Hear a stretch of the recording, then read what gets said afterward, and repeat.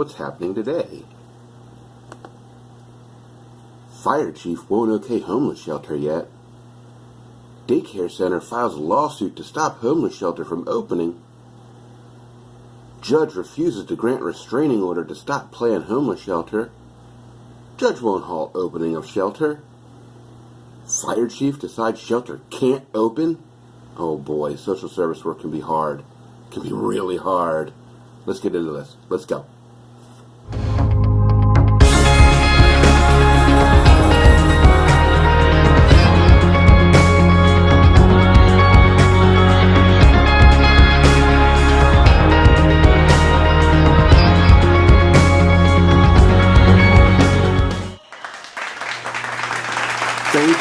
Thank you. You don't have to applaud. You don't have to applaud. Stop that. Stop. Oh, you're too kind. You're embarrassing me. Stop that.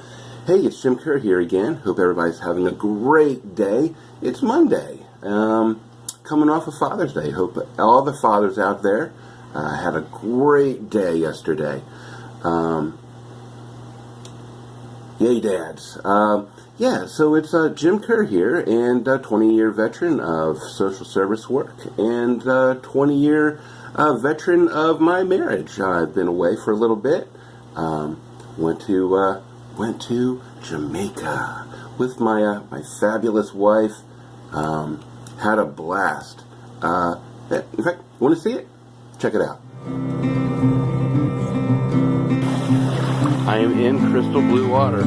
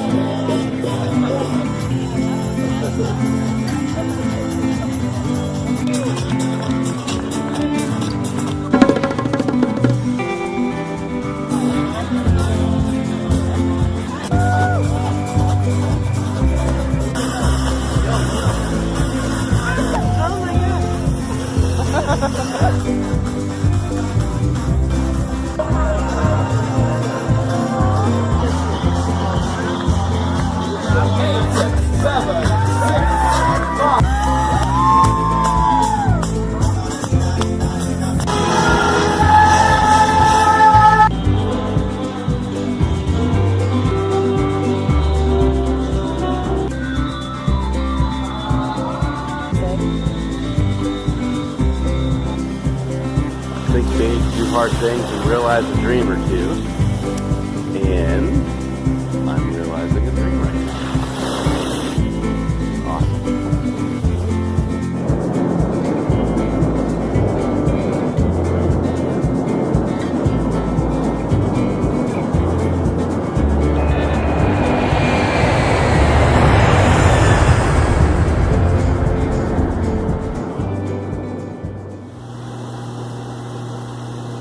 Isn't that cool? Man. Boy, if I could go back. I think I will. So, boy, guys, I want to get into how hard social service work can get. And if you're in social service work, you know how hard it can get. But I just want to talk about it a little bit with you guys today. So, a few years ago, I was working at the YMCA here in the Central Ohio area, and the Community Shelter Board approached the YMCA, who had been a good partner with them through their housing initiatives for years, just years, doing terrific work with low-income housing, just terrific work. And they approached YMCA and they said, "Hey YMCA, we really like what you're doing. Would you care to get into the winter overflow business with us? It's seasonal. It's just a seasonal gig. You know, just over the cold months of the year. We're just opening up a little space so men and some women could enter in, get off the land, and well, not freeze to death while it's so cold outside." And in the YMCA, we said, "Sure, we'd love to do that. We'd love to do that." me having some experience in shelter work previous to the YMCA, they tapped me to help run that. We did that for 1 year at a particular location. We would have loved to go back to that same location, but unfortunately, they had sold the place that we held shelter that year. So we had to look. We had to look for another warehouse space that was available. And guys, let me tell you, that proved to be a daunting task. And this is why it proved to be a daunting task, because one of the requirements that we had to have was that the warehouse space that we would put bunk beds up, kind of like if you think of a military setup, like a military bunker, just the rows of bunk beds. That's how we set it up. One of the requirements was that the facility had to have a sprinkler system. You put so many people in one room. State law requires that there's a sprinkler system in place so that, it doesn't just turn into a big disaster should a fire happen. I mean, that makes sense, right? Okay, so we're out. We're looking. I'm looking. All spring, that following spring, almost that whole summer, I'm looking, and we found some that almost had everything we needed. We didn't just need fire sprinklers, but that was a biggie. Most warehouses in the Central Ohio area did not have those sprinkler systems. They were made 1978? They were made before 1978, 1979, and warehouses weren't required to have those sprinkler systems attached to them. After that, like around 1980, that's when they started putting those sprinkler systems in, and they just weren't building those kind of facilities here in Central Ohio. So it was so hard to find one. Finally, I think it was late August, came across a building that had the adequate space that we needed, and lo and behold, it also had a sprinkler system. Thank goodness, finally one that had a sprinkler system. And it was getting close. We were supposed to open up in November. It's approaching September, end of September into October. We need to hire people and train them so that they're ready for November. So it's getting close. We find this place. It had a sprinkler system. And our partner agency, the Community Shelter Board, they lapped it up as soon as they could because we had to get a place ready. Well, unfortunately, this place also landed right next to a daycare center. Daycare center. Oh my gosh. Well, myself and my boss at the time, we approached the daycare center. We said, hey, this is only going to be a temporary thing, just for a few months. And at the time when we approached them, they seemed a little hesitant, but they said okay. I recall them saying all right, but then they decided that they didn't like that at all. I don't know. I think they might have talked with some of the parents that were there, some of their clientele, their parents, and they didn't like that idea at all. So they filed a lawsuit, and then it just got so out of hand. We held community meetings, which turned into like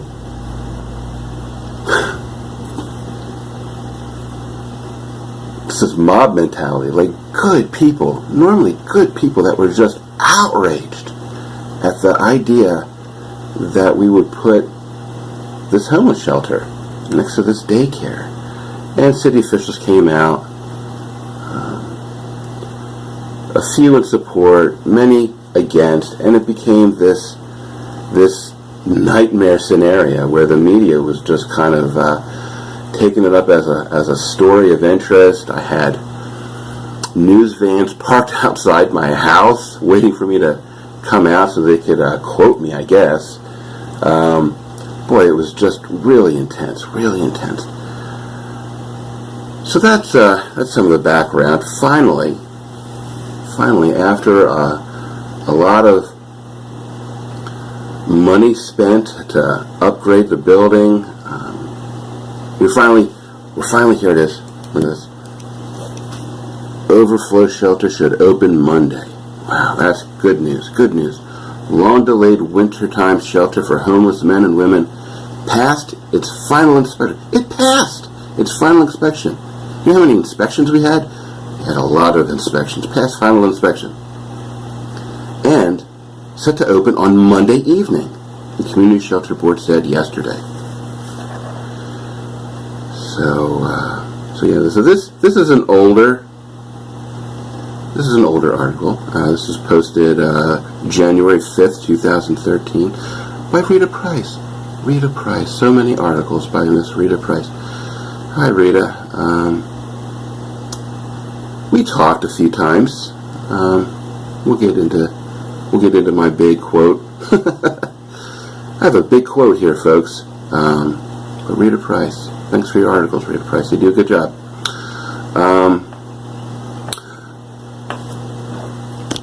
Oops. All right. So a long-delayed wintertime shelter for homeless men and women passed final inspection and set to open on Monday evening, the Community Shelter Board said yesterday. Yeah, I don't have my Rocket Raccoon pointer today. I couldn't find it. I think the kid snatched it up. Anyway, officials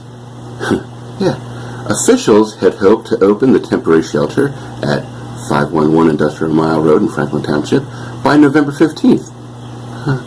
By November 15th, and that's when we should have opened.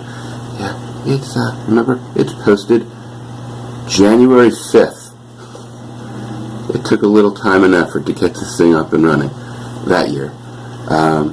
By November 15th. But its location next to a daycare center sparked controversy and legal challenges by Creative Childcare, which lost its bid to obtain a restraining order to halt the opening. And that's right. The judge said no. The shelter can open. The shelter can open. The shelter could open. Should open. Yeah.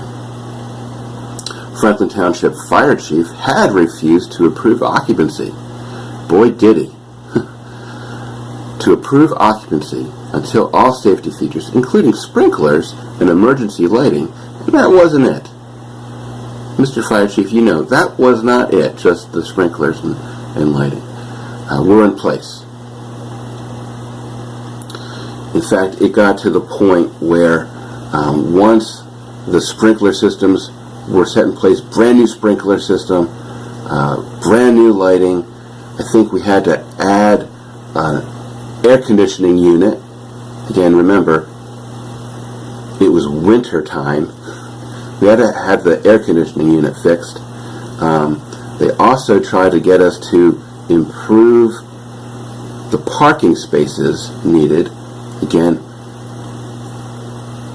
they weren't needed. We weren't allowing anybody to just drive up to the building.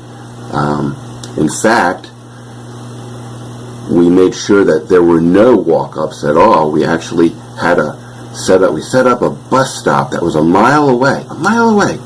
Everybody had to congregate. All of our clientele had to congregate a mile away. And then we would pick them up in school buses. We rented out a school bus system where they would pick them up. We had 2 school buses, pick them up. We made rounds for like an hour each night. And they would transport them from the parking lot where we picked them up to our door. So there would be nobody walking past the daycare center. And they just went straight into the door from the bus. But we still had to, they still tried to get us to, we didn't have to do that. We could have done that one a little bit later, but they tried to make us improve the parking lot. But finally, once everything was done, they did one last walkthrough. Fire chief do one last walkthrough, and lo and behold, hey, remember your mom saying, hey, don't pull that tag off of your pillows or your mattresses,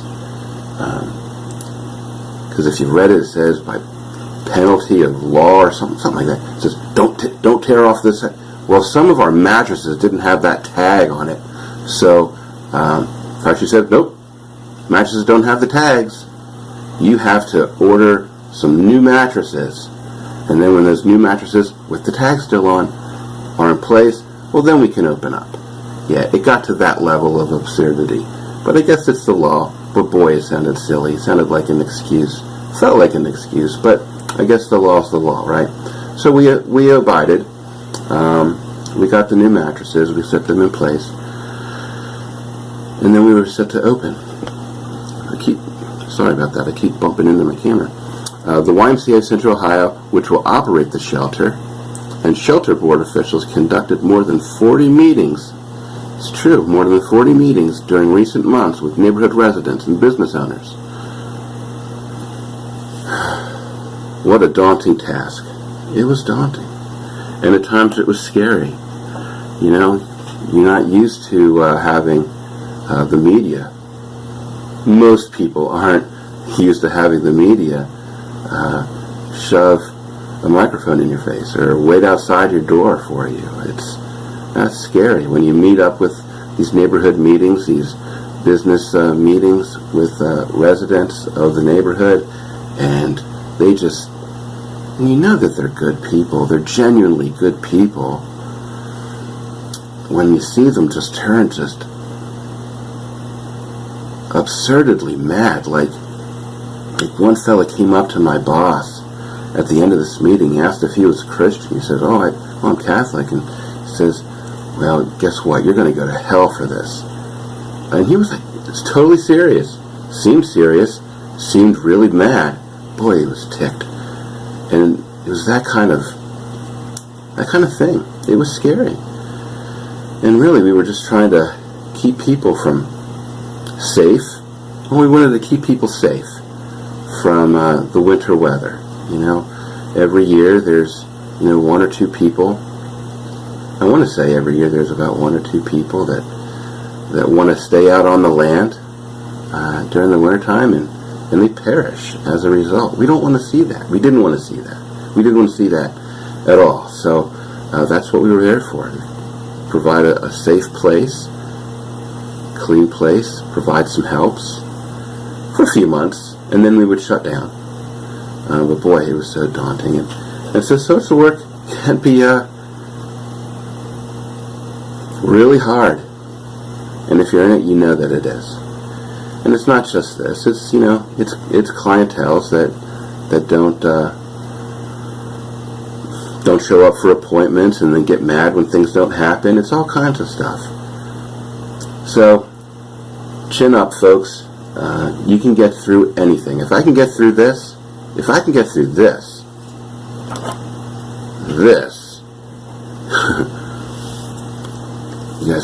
anything. So that year ended. We were going to stay in that location. Gosh, certainly put a lot of money into that space for further development, but after that kind of media criticism, media criticism, I don't think folks wanted to stay there at all. We started looking for another facility with the help of some local city council people. We were looking at another location, and we actually found another new location, which ended up turning into the Van Buren Center. Not too far away from where we were, but it was a place where everybody agreed would be a fine place to have not just a temporary wintertime shelter, but this was going to be a full-time year-round shelter that would also house the emergency wintertime shelter as well. But that place wasn't ready. So they called upon the Y to do one more emergency shelter that wasn't part of the bigger shelter, the Van Buren shelter. They need us to do one more temporary spot. So what did we do? We ended up finding a hotel. We did. Other side of town, complete other side of town. We found a small hotel. It was a Super 8 at the time. I don't think it's Super 8 anymore, but it was a Super 8 at the time, and we put men in hotel rooms. We put a lot of men in hotel rooms. It wasn't just one per room. It was 2, 3, even 4 sometimes. And again, this article is coming by Rita Price. Rita Price. Thank you, Rita Price. You are on it. I wrote Rita Price once, thanking her for an article that she wrote, and I was hoping that we might be able to start some correspondence, but that didn't happen. But anyway, Rita Price, appreciate your work. So with temperatures dangerously low in new homeless shelter that won't be ready until spring, shelter officials have cobbled together a winter overflow plan, I can read, that includes a contract with a local motel. Yeah, it did. With temperatures dangerously low and homeless shelter, and a new homeless shelter that won't be ready until spring, shelter officials have cobbled together a winter overflow program that includes contract with local motel. I'm seeing a pattern. This is always that. What's up with that? Anyway, the Community Shelter Board said it has an agreement with Super 8 on Bryce Road in Reynoldsburg to spend up to $178,000 this season to house single men who can't be squeezed onto cots, beds, and mats in existing shelters. The total cost,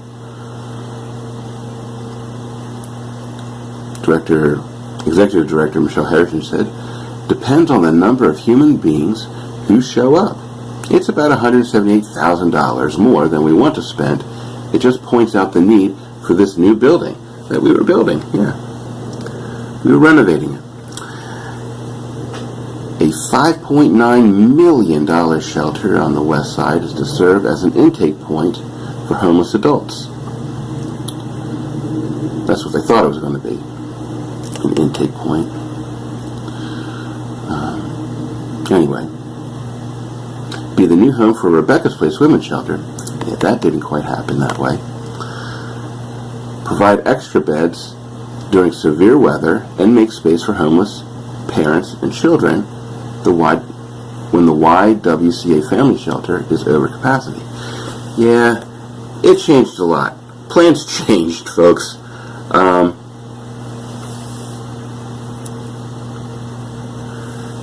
Moving on. Heritage said officials decided not to delay the renovation of the 62,000 square foot building, even though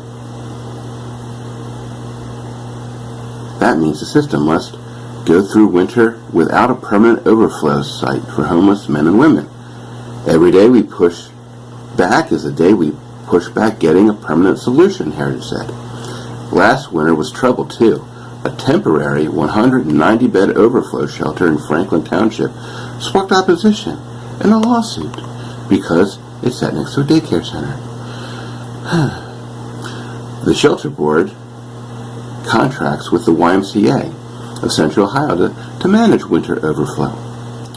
Jim Kerr, Director of Shelter Services for the YMCA, said yesterday that everyone who needs shelter from the cold is being accommodated. Here's the big quote. Big quote. So far, so good, he said. There's been room for anybody who needs shelter from the elements. Quote unquote. While the Super 8 is being used as a last resort for homeless men, homeless women who can't get a bed at one of the regular shelters are being housed at the YWCA. And I want to also add, not just at the YWCA, but we also, that year, the YWCA program I was running, it had the men here at the hotel, and it also had about, if memory serves correct, about 30 women in our downtown housing department, and we would put them in our resource room. We just threw down mats in our resource room every night. So I had staff in 2 locations at a time, one for the men, one for the women. It was nutty. Heritage said the shelter system spent about $248,000 from January to mid-November last year on motel stays for homeless families with children. Officials try not to play up the hotel option, and they screen the homeless to make sure the shelter system is their last resort. And that's true. That's true.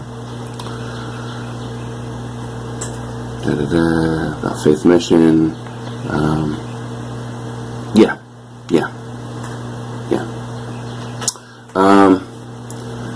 So yeah, we did all kinds of inventive, creative solutions for sheltering folks during that winter time while I did the emergency wintertime overflow shelter.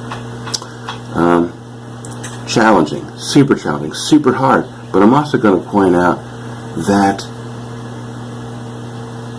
incredibly enriching, personally enriching. It was kind of like that baptism by fire. I wouldn't trade that time for the world. I would have done a few things differently, but all being said, a lot of people, thousands of people, were helped. During my run, it was estimated a little over 10,000 people went through the emergency wintertime shelter. It's a lot of folks. It's a lot of people. And I was proud of what we were able to do. I was super proud of my staff. Midnight Angels. That was what I call them, my Midnight Angels. They pulled out some miraculous stuff for me. Super proud of them. So yeah. Social work is hard. Challenges you never thought would pop up in your face just happen out of the blues one day. But you're there. Every day. You're there. You're there for folks who are going through a rough time. One way or the other, they're going through a rough time. And social servants, you are there for them. Thank you. Thank you for what you're doing.